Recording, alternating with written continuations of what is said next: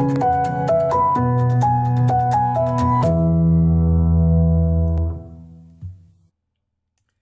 everyone, it's technology expert Burton Kelso here with another tech tip to help you get the most out of the technology in your life. Today we're talking about how to work at home with your Macintosh computer. Doesn't matter if you own a MacBook Pro, a MacBook Air, a Mac Mini, or an iMac. There are several things that you need to do in order to make sure that your Macintosh is going to work great for you. If you're transitioning from working at home, it can be kind of a difficult process because there's things that need to be in place in order for you to have a comfortable work environment. So, with that said, let's get started because we've got a lot to cover as far as making sure that you're able to utilize your Mac in a good way when you're working at home. Now, don't let the Windows background there fool you. I'm well versed at Macintosh stuff, and to show you, let's switch screens. And ooh, look at that! There is my MacBook Mini. Um, Actually, Mac Mini, because there's no such thing as a Mac Mini. So anyway, there's Macintosh, and as you can see, I've got the latest version of Mac OS installed on there, which is Catalina. Now, if you are working home with your Mac, probably one of the first things that you want to make sure is that you're using the most up-to-date operating system. So currently right now with your Mac, you have the choices of using Catalina. You also have the choices of using Mojave, and you can also use High Sierra. Anything older than those operating systems can definitely put you at risk from some of the cyber threats out there, and it just makes some of the tools that I am going to recommend a little bit harder to use. Some you can use with older versions of Mac OS. Others you would need to update your Mac to make sure. Now, when you update your Mac to the latest version of Mac OS, whether it be going to Catalina, or even if you wanted to take your Mac from Sierra to High Sierra or even Mojave, these updates are free. And normally your Mac updates come out in September. So the operating system itself is still Mac OS 10, but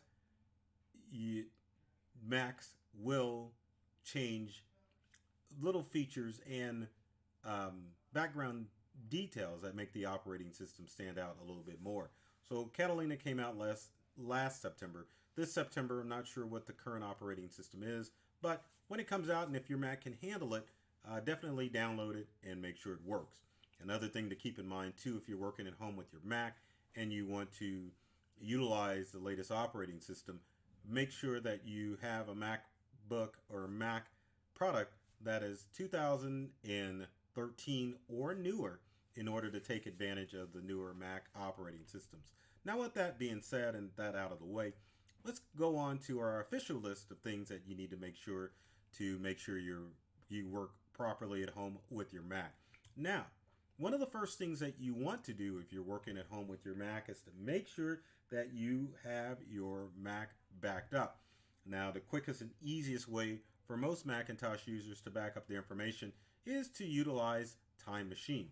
Now, Time Machine is Macintosh backup system. And normally you can find Time Machine on the menu at the very top right corner of your Mac. Once you click on the little time icon, you can click on Enter Time Machine and it will take you into Time Machine. Now, in order for Time Machine to work properly, you need to have an external hard drive.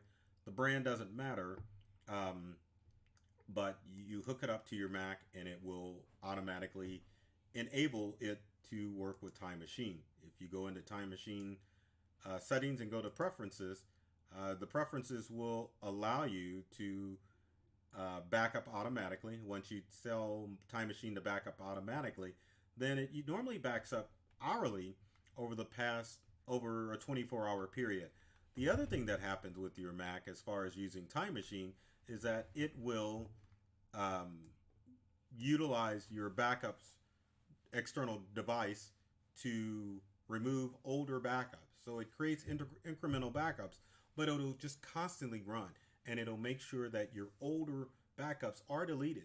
So, depending on the size of your external hard drive, whether it be 1 terabyte or 2 terabytes, it will always keep that information there until it runs out of room. When it runs out of room, it'll delete the oldest backups. And if you read the time machine instructions, it actually tells you how this works.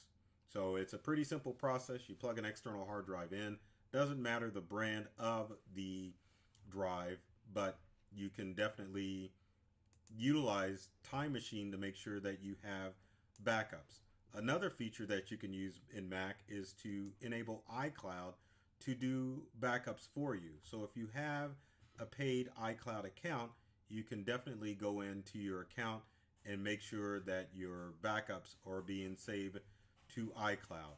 Now, one of the disadvantages of using iCloud backup on your Mac is with your iCloud account, you get 5 gigabytes of free storage with iCloud, but if you want more storage, you have to pay for it. So if you already using an iCloud account for your Mac or for your iPhone or iPad, you definitely can integrate this service on your Mac in order to make sure that your backups are going to the cloud. And it's a good way to make sure that you've got a two-pronged approach as far as your backups are concerned. If you're using an external hard drive to back up your stuff and getting your information to be backed up to your iCloud account, then it's going to offer you good protection. Now, also keep in mind, too, if you decide to use iCloud for your backup, understand that iCloud backup will only back up documents that are created within Apple's document creation services, such as Write, Numbers, and Keynote. If you're a Mac user who uses Microsoft Office, you may have to utilize the services of using iCloud, or excuse me, not iCloud, OneDrive, in order to back up your information. One of the things that is great about having a Microsoft Office 365 account is that you can install iCloud on, or not iCloud. Why do I keep saying that? OneDrive. You can install OneDrive on your Mac. So, for example, if you go and have a OneDrive account with Office, you can definitely go install OneDrive onto your Mac, and you can have it set up so that OneDrive will store or show all of your folders that are accessible on all of your other devices.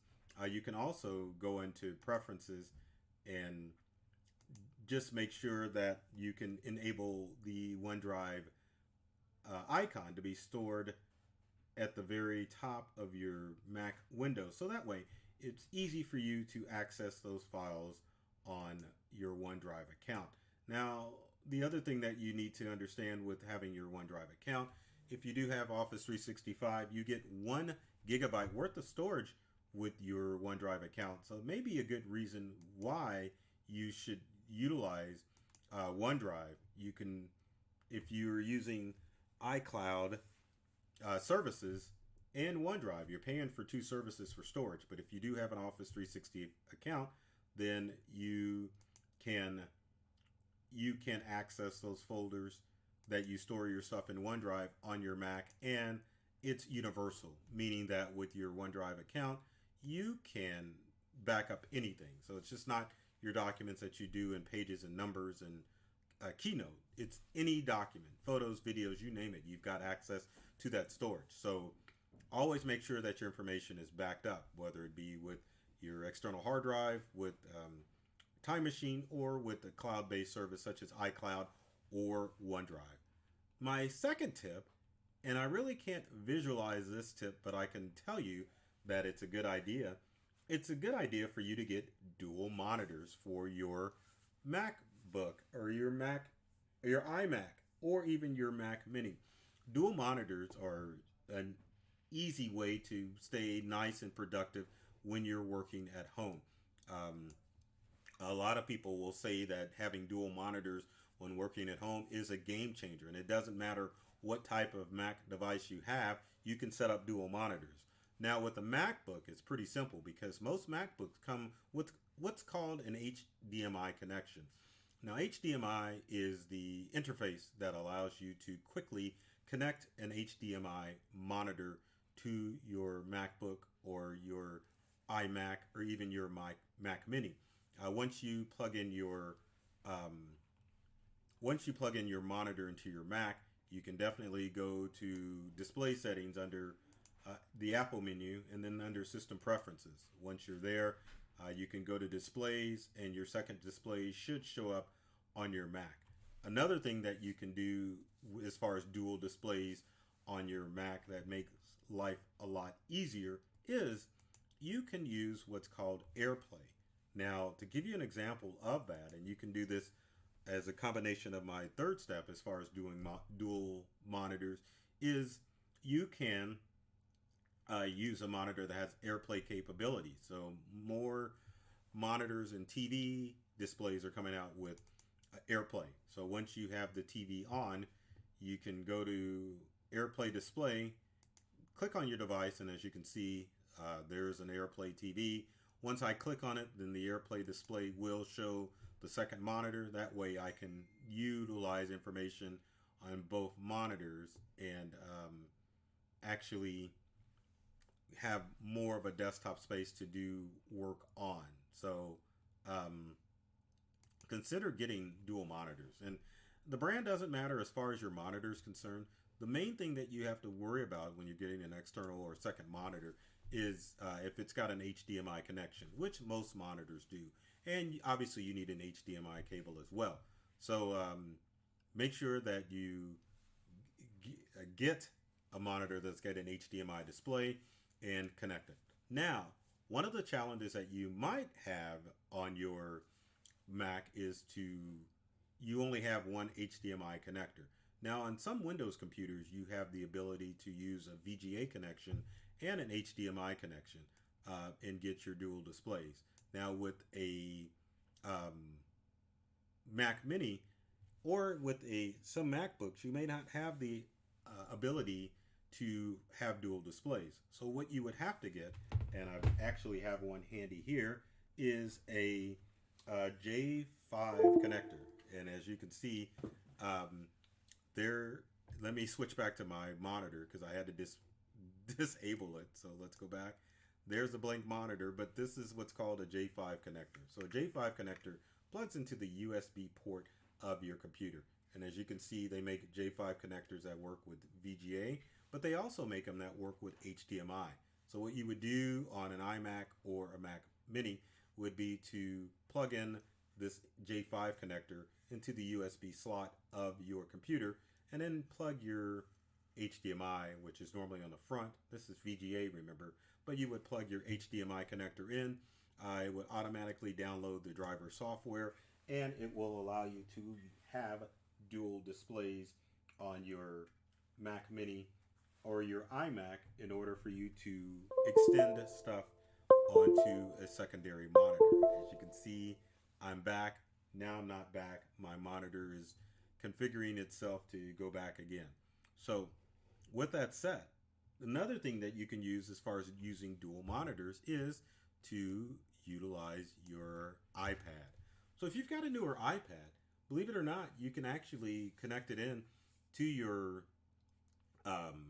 MacBook or your iMac or your Mac Mini and use your iPad as a secondary monitor.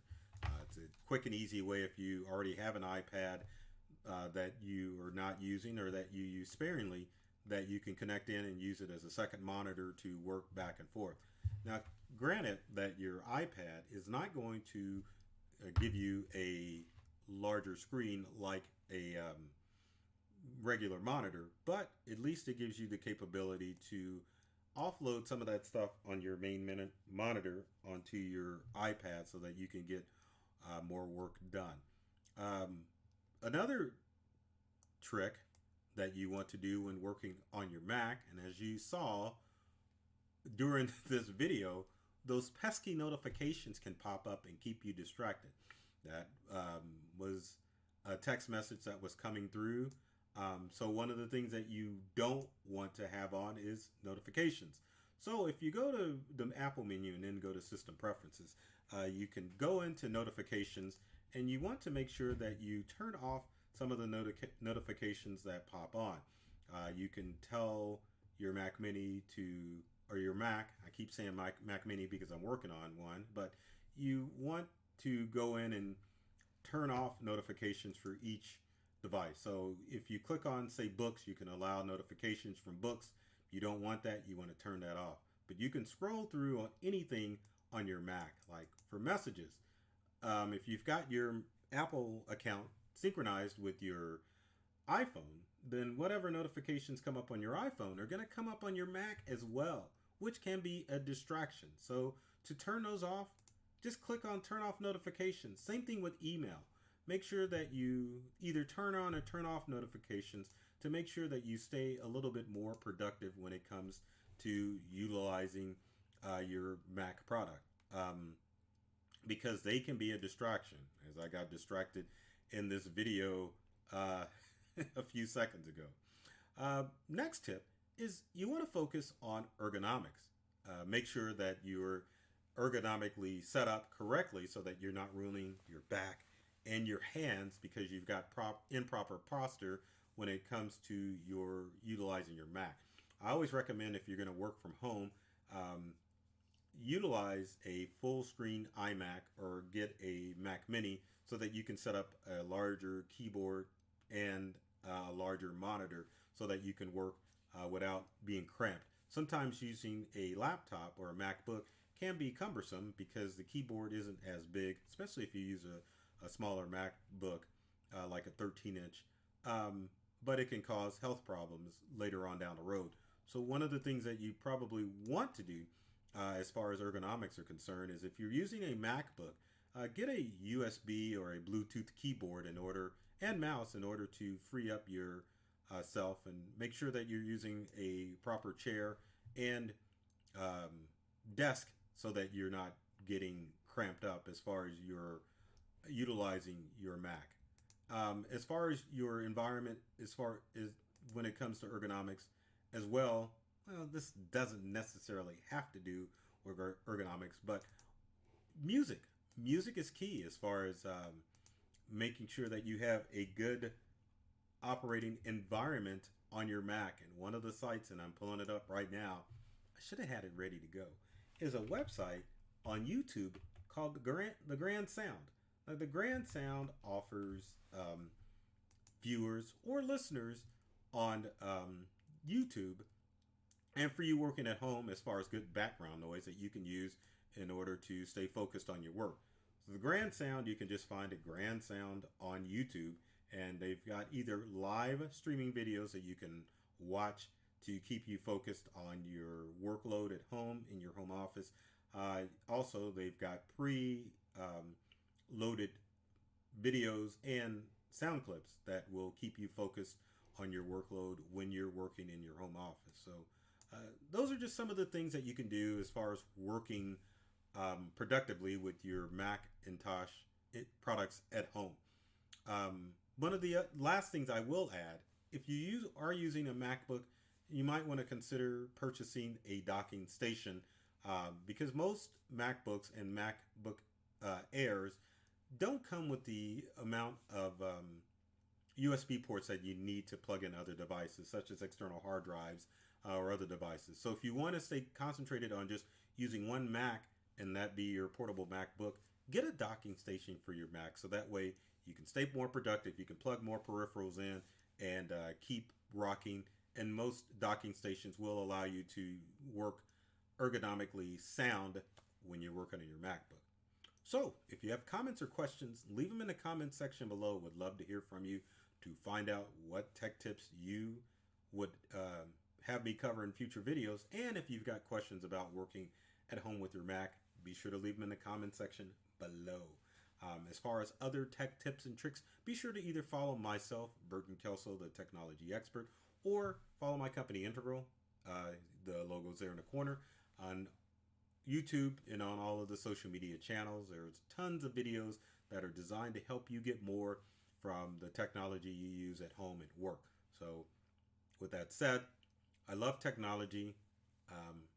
I've read all the manuals, and I'm serious about making technology fun and easy to use for everybody. So take care of yourself and do many things to make you smile. And Thanks for watching.